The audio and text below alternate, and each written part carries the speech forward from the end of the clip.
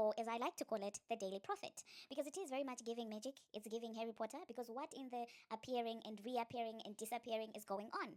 Now, this particular site magically emerged online amidst people having questions surrounding Charlemagne's ties to fraudulation.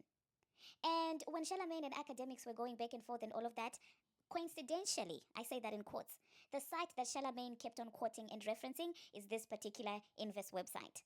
And of course, people are like, wait, what are you even quoting?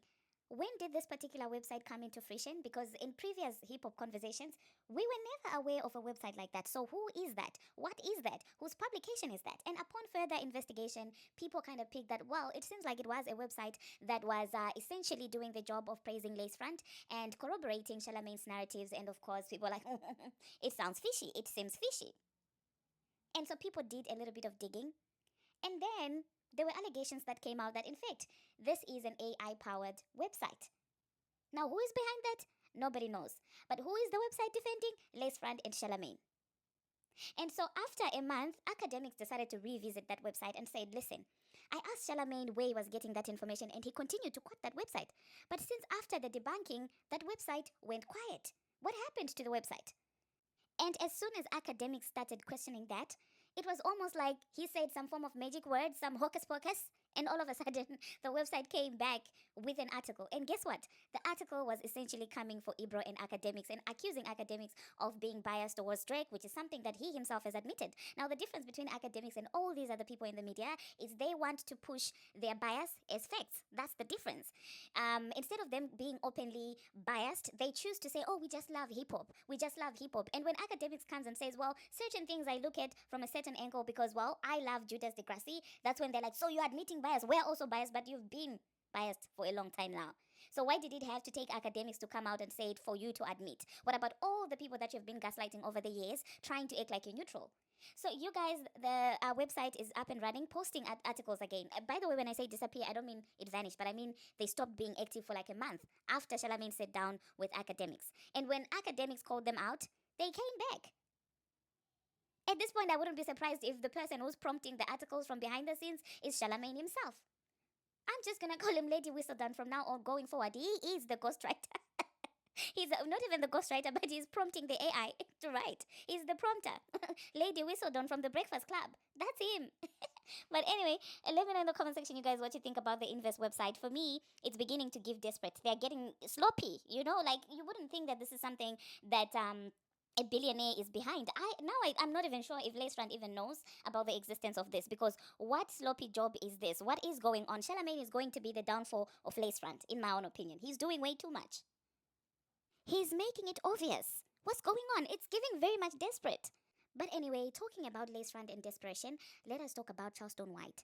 It seems like people are now very comfortable disrespecting Lacefront, which is something that was never ever happening. If you look back and see how people were talking about this guy, people are getting bolder and bolder, okay? It's only the men without basketballs that seem to still be scared of him. Men like Joe Biden, men like Ibro, men like Vlad, men like, who's this other person? Idiot Wilson. But with Idiot Wilson, I understand that he has to do that.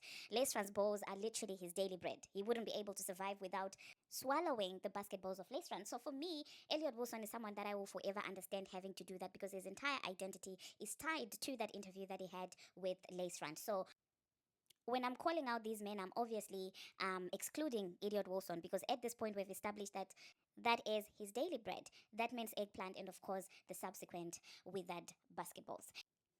Anyway, back to what I was saying, the audacity that people are now getting in as far as Lacefront is concerned, it's very much giving, the moments right before the Didla was, brought into public scrutiny and all of these things. It started subtly. It started with people silently, throwing out cues. And before you knew it, the Cassie tape dropped. That's very much what it is giving. And I'm not surprised. At some point, the executives have to look for a new puppet. I wonder who that is going to be, because I know 50 is not going to be taking it. I don't think they will be able to control him. I don't think that he's able to push that propaganda. So I wonder who's going to replace him, because they need that person to keep certain communities in check. Could it be they're preparing for Kenny?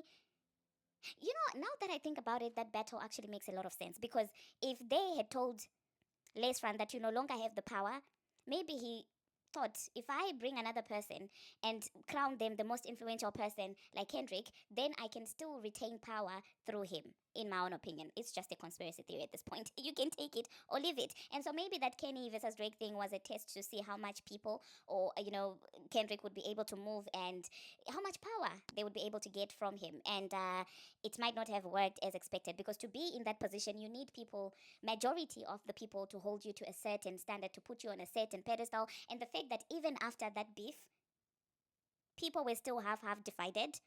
That's not what they want. They want someone with total control, which is something that at some point I believe Lace Front had on certain communities. Okay, so yeah, they're done with him, in my own opinion. But anyway, let me know in the comment section what you think about people now all of a sudden coming out boldly disrespecting Lace Front like this. Now, moving on to the next thing that we're going to be talking about, let us talk about Arrogant Tay. Now, he recently did lottery tickets here, 8 as usual. And I did see some people trying to say that this must mean that Arrogant Tay fell out with Nicki Minaj. Arrogant Tay is an op now because why does he constantly work with people that are clearly shady and have fallen out with Nicki Minaj? Now, I personally don't think Nicki Minaj cares about this because this guy is a hairstylist, a celebrity hairstylist at that. At some point, he's going to be working on people that don't necessarily see eye to eye, but that's his job. Do I think Nicki is bothered by this? I don't think so. Do I think also that lottery ticket went to Arrogant Tay to be malicious? I genuinely don't think so. I think she was probably just looking for a hairstylist. And they decided to go with Tay. Do I think maybe they want Tay because they have seen how he works on Nicki's hair? Absolutely. But do I think it's from a point of malice? No. At this point, even as Babs, we have to get to an acceptance that she is the blueprint to a lot of these girls. Lottery ticket is an obvious bab. From her car choice, from a lot of things that she's done at the beginning of her career, clearly she's heavily inspired by Nicki Minaj. She became an op, but do you think that's going to erase the impact and influence that Nicki has had on her life for all these past years? Yes, in interviews, they may try to play it down as if it's not that deep, but it is that deep. She is a literal bab. So, yeah, of course she's going to want to work with somebody who's done Nicki's hair, but is it from a point of malice? I don't think so. They are just being fans. Fans that now find it hard to accept that they could never replace that person. Fans that got gassed up at some point and were made to believe that they could potentially replace her, or they could potentially have more talent than her, or they could potentially have her aura, her audacity, and then they later realize that they don't have that, but that influence is still there. I mean, recently we spoke about Lottery Ticket Sister literally commenting on a video that was essentially praising Nicki Minaj's 2026 makeup look, which means that those girls still look up to Nicki Minaj. Now, do I think that Tay is wrong for accepting to work with Lottery Ticket? I don't think so. He's just doing his work. Now imagine if Lottery Ticket had reached out to Tay and Tay had refused to work on her hair. The narrative that would be going around right now is that Nicki Minaj forbade Tay from making money.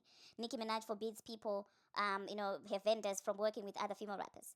So in my own opinion, Tay got his money and Lottery Ticket got her hair, and Nicki Minaj is unbothered and playing right now with Papa Bear at home, minding her business. The only thing that would be worrisome is if Tay would be running around telling Nicki Minaj's business, then that would be a problem. But do I think that Tay is stupid enough to be sitting down with Lottery Ticket and trash talking Nicki Minaj? I doubt that very much. I don't think so. I don't think he would be that stupid, okay? He's not like this girl. What's this girl? The one who was doing the most the past couple of months and got ignored and then disappeared like a fly. Remy Ma's friend. What's this girl's name, you guys? The one with the blog. Ra Ali. I was about to say Muhammad Ali. Ra Ali. Yes, Ra Ali. Tay is not like that, in my own opinion. He's a very professional person. Of course, he does go out and party with his clients here and there, but I don't picture him to be the type of person to sit down discussing Nicki Minaj with Lottery Ticket. I highly doubt that. Anyway, let's move on to the next thing that we're going to be talking about. Let us talk about Mona and Tia. At this point, I don't care who is in the wrong, who is in the right. It's all entertainment to me because to me, both of them are dads. And when dads fight, what do I have to do? I just have to watch and be entertained, okay? And now Mona is out there crashing out saying that people do not like light-skinned women. I don't know what she's on about. But let me insert video clips so that you guys can have the breakdown of what was going on between the two women. I was about to say between the two women. But anyway, thank you very much, you guys, for watching, and thank you very much for making it this far. If you have not already, what are you waiting for? Smash that subscribe button and do turn on the notification bell so that you will be notified each and every time that I post. And until my next one, see you. Tia is a comedian, Young T, right? Rick Ross' baby mom, right? Never been a huge fan of Tia. I don't really like what it stands for.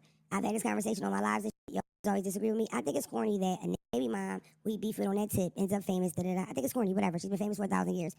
Her resurgence is her with the flip phone talking shit. Tia is a very beautiful woman, right? I think a lot of that new fan base don't know that she bent over in pictures with Rick Ross and all the magazines. I don't think they know how ill that shit got between them. That she went to a jewelry store with his op. Yeah. Like, why am I the only person that thinks that's a nasty? He interviewed It her. irritates me. I'm so tired of y'all. Like, I just feel like I'm the only person with like, but whatever. She's super entertaining. Am I entertained by her? Not really, but she's super mute up. See it? I'm happy for her. Somebody called me to work with this lady. Because she does, she's on tour. And me and her are doing the same kind of rooms. I said to her, she does stand up? He said, oh. I said, oh, what did she do? Like, what are we going to do together? I thought she Tia only on Kemp's TikTok on Live. tour, babe. Pull that clip up for me, please, just so I can show them. Listen, it pissed me off. I don't care if it's petty. It pissed me off. It pisses me off. When he said that, first of all, to be honest, I ain't interested in linking anyway. Ain't nobody link me. I'm not at that point in my career, whatever. I put people on. People need, shout out to Riz. Riz did a great job at Pittsburgh. People need a little, I put people on. I don't want to link with nobody that's already on and we got collabs. I don't need no help. You know what I mean? I don't need our brands to collab. On top of the fact, I don't try to entertain it. I'm happy for her. Somebody called me to work with this lady. Because she does, nobody. I'm from Keep it real. You tell that half-white ass raisin in the potato salad eating ass. That hoe don't want none of me. I slap bruises in her face. Tell that y'all done seen online crying before. I don't know what. But now I'm gonna dig down in this whole shit because it look like need some topics before Joe Button them get rid of this. Because that ain't bringing no traffic over there. How come you so be a comedian, man? Who's this mad because I done came and took their job and I'm selling out shows? I got a lady tour coming up right now. And she would have been welcome to come on it, but nah, that hoe can't even get in the rooms I'm gonna be in. You know what time it is, Ty. Tell her I'm selling out shows. Tell her. Ty, tell the truth, Ty. I come to a city and do 4 shows and go home with what type of bag? Okay. Tell that